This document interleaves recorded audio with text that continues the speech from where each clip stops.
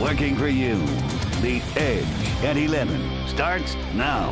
Tonight on The Edge, there's steaming mad over plans to add more emissions into the air. Neighbors of the Marathon refinery tell environmental leaders tonight enough is enough. Fox 2's Randy Wimbley joining us live with more on tonight's lively meeting. Randy.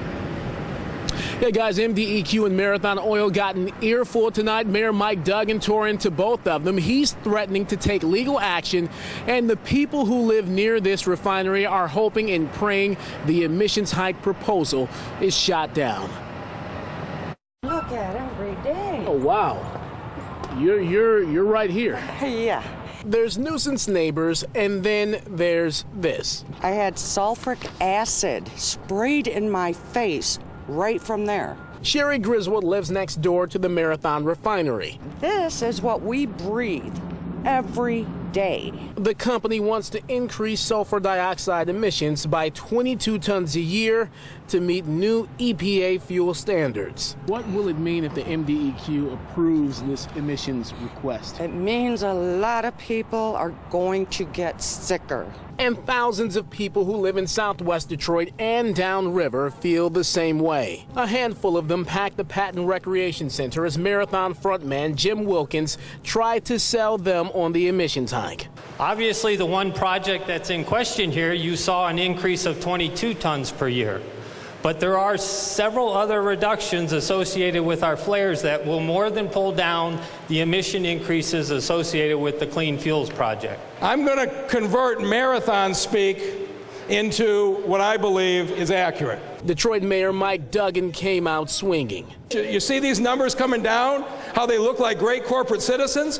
Those numbers are primarily driven by the federal government forcing them in the consent agreement to reduce the pollution. And even at this reduced level, we're still the only area of non-attainment on sulfur dioxide in the state of Michigan. He, the city council, and Wayne County Executive Warren Evans are pleading with the MDEQ to deny the Marathon proposal.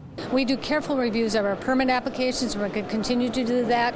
We've gone through our review, and that's why we asked for additional information from the company. I don't think people generally have faith in their ability to make a sound, honest decision, and I, for one, am absolutely opposed to the permit. The only area in Michigan that exceeds the pollutant level of sulfur dioxide is this area of southwest Detroit. And if the MDEQ agrees to add more pollutants to this area, I think their credibility will be done for good. Now the public comment period for the emissions hike proposal ends tomorrow. MDEQ says that there's no timeline for their decision, but Detroit Mayor Mike Duggan says if the state agency okays this proposal, the city of Detroit will fight it in court. Stay tuned.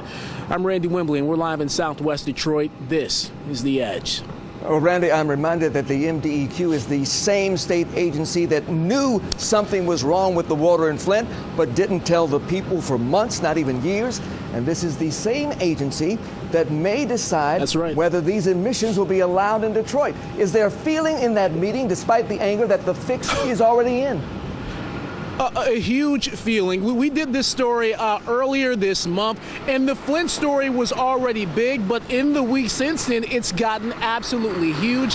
Everyone in that room was well aware of the fact that MDEQ was involved in the Flint water crisis, and that's why you just heard Wayne County Executive Warren Evans say, and Mayor Mike Duggan say, that the credibility of the MDEQ is on the line with the decision for this refinery. So this is going to be really interesting, to say the least, how this will play out. Well, we know the public is watching. We know that you are too. Randy, thank you for that live report. That's right.